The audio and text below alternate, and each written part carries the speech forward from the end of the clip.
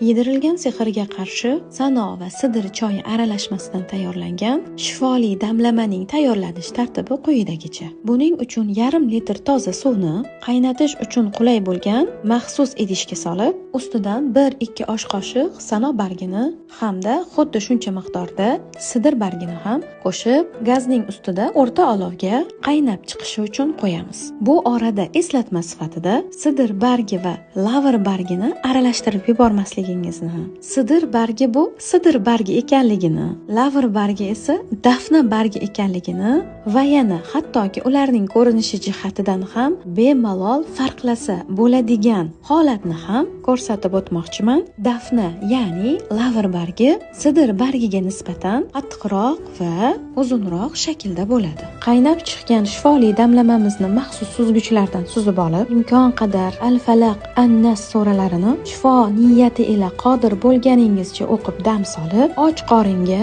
o'rtacha 3-4 kun davomida ichilib boriladi. Bu damlamada Sano tabiiy surgudorsi hisoblanib, ichni tozalasa, Sidir esa sehrni haydovchi quvvatli giyohlar tarkibiga kiradi. Tabiiyki, bemorda tozalanish jarayoni o'ziga yarasha og'riqli kechadi. Sababi oshqozonda yopishib olgan sehr osonlikcha ko'chib o'tmaydi. Ilk og'riq bir kuchayib, keyin kundan kunga kamayib, bemorning holi yaxshilanib boraveradi beiznillah.